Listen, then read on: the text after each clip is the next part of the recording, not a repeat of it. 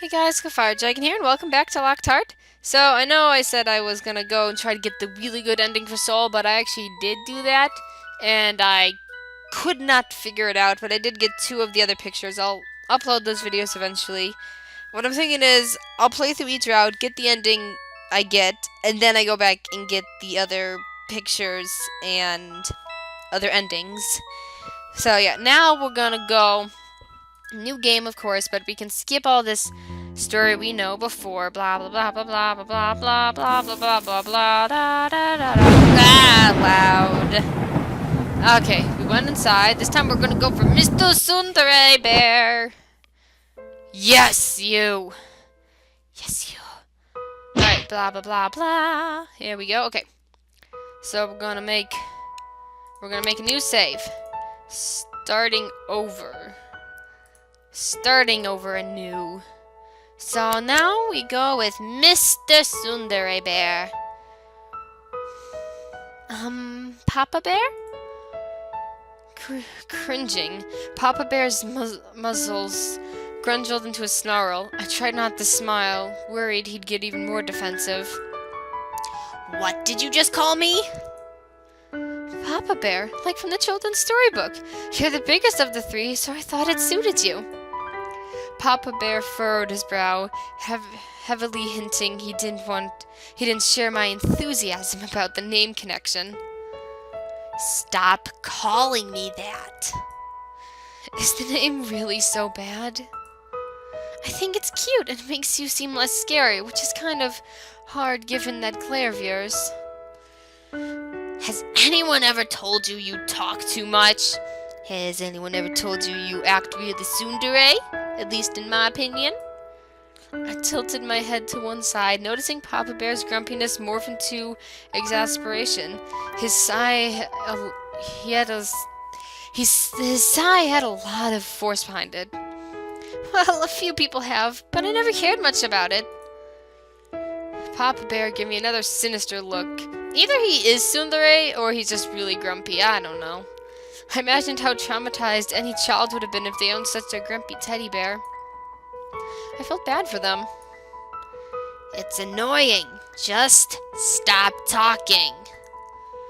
Just to show that he wasn't going to get the better of me, I grinned at Papa Bear and spoke in a teasing voice.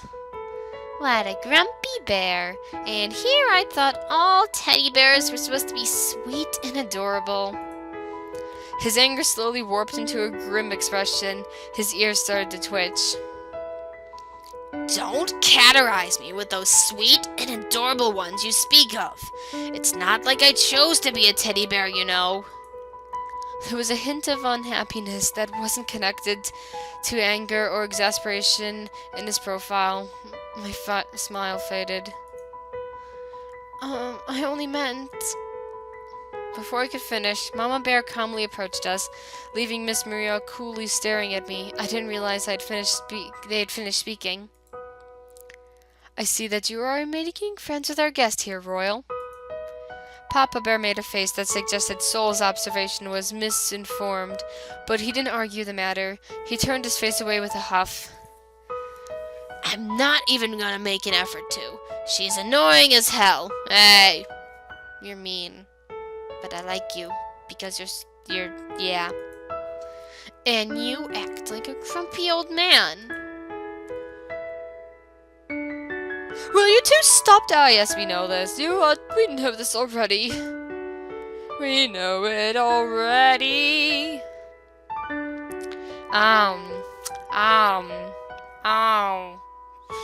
Well, last time we stayed. So this time... we're gonna leave. These Royal would love that.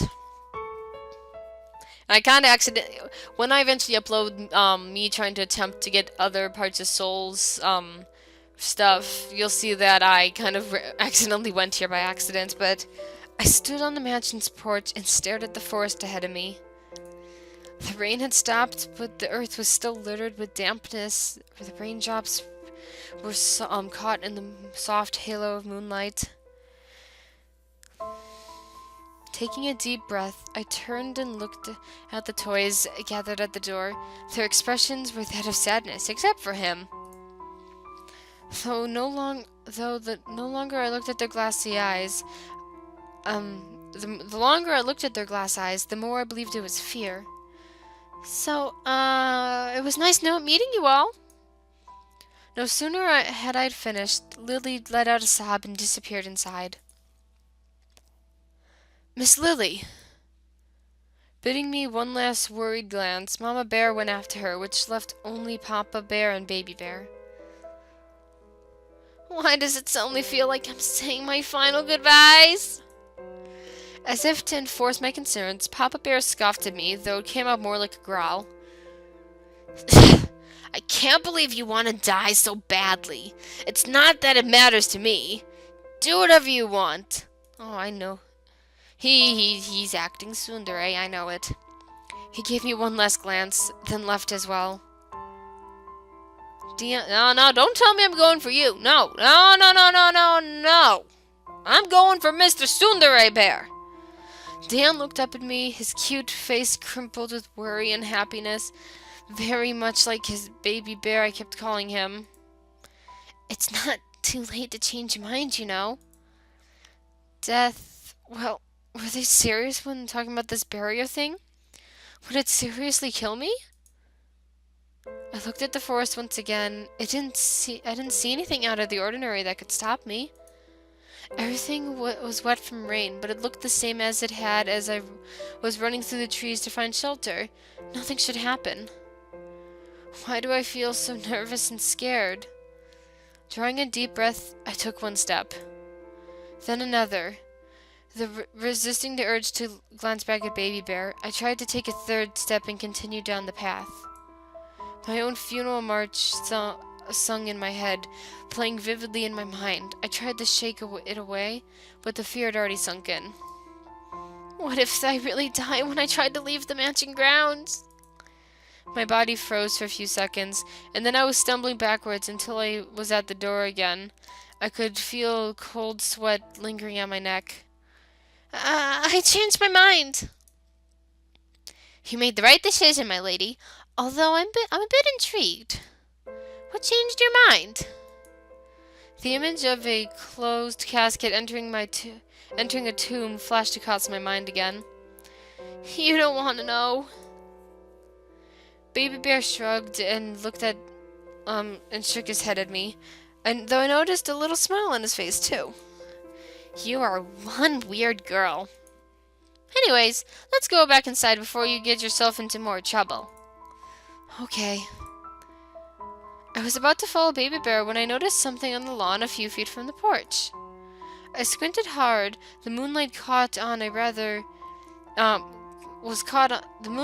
on a gathering of pebbles lined up in a wide arch in the grass. That's odd. Why are they like that? I turned towards the forest again. Besides me, Baby Bear gave a sigh. No, I don't know what to do. Don't know what to do. Don't know. 4. Oh boy, what am I at? I'm only at 8 minutes? Oh boy.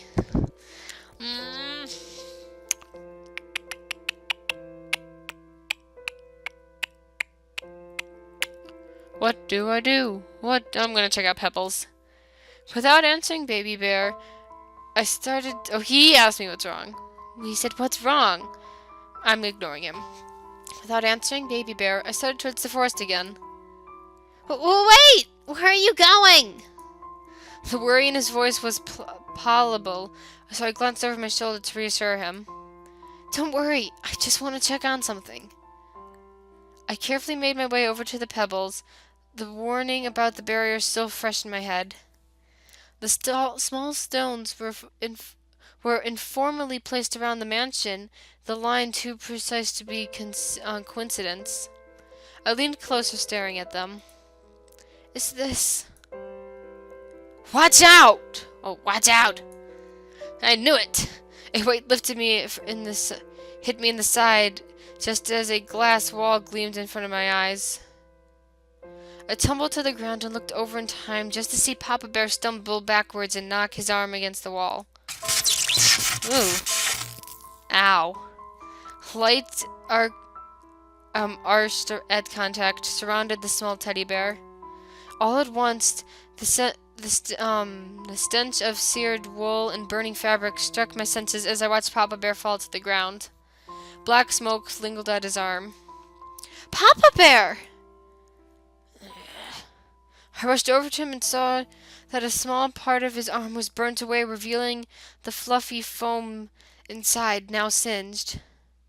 I gasped. If he were human, that foam would have been flesh and blood. I tried searching for that mysterious wall again, but it was gone as fast as it had appeared. It seemed to be invisible until it was touched. Before I could get lost in my thoughts, I looked down at Papa Bear, reaching out to stroke his head. Papa Bear, are you... Before I could finish my question, Papa Bear reared up and chomped down hard at my forearm again. Ow! In my ears! That was loud! So, ow! Idiot! Baka! Baka! Yes. Groaning, Papa Bear stumbled as he got to his feet and stood firm, those harsh eyes glaring at me. He pressed his injured arm against his side. I couldn't help shivering a little at the sight of it. You would have been burnt meat if I hadn't pushed you. What? Huffing, I reached over and squeezed his cheeks.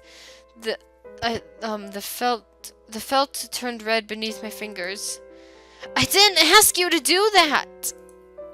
Swatting at my hands with his uninjured arm, Papa Bear gave me an indignant look as if I were the source of his every irritation. This is the thanks I get for saving your life. Huh? That was not the response I expected. I stared at Papa Bear, and the faint smoke still drifted from his arm. Before I could fret, Baby Bear approached us with a jovial laugh. Smooth move, Mr. Knight in shining armor. Our princess here wasn't in any danger at all. The color drained from Papa Bear's face, almost blanching the fabric at this time. All of his intentions and adrenaline faded and realization kicked in. What? I bit my lip, fighting off a wave of guilt. The shock on Papa Bear's expression told me he really thought I was in danger. I gestured towards the pebbles. I wasn't planning on leaving anymore. I just wanted to see why those pebbles were lined up like this. Papa Bear fell to his knees, staring at me with a doomed expression on his teddy bear face. More pangs of guilt struck my chest. I finished my explanation in a lowered voice. And now I know why. The sound of small feet on the grass rustled. I looked over my shoulder and saw Mama Bear and Lily dashing towards us, both wearing expressions of concern. What happened here? Royal, your arm! Gasping, Lily pressed her hand over her mouth before looking down at the grass. Papa Bear huffed and glared sulkily in the opposite direction. This is nothing.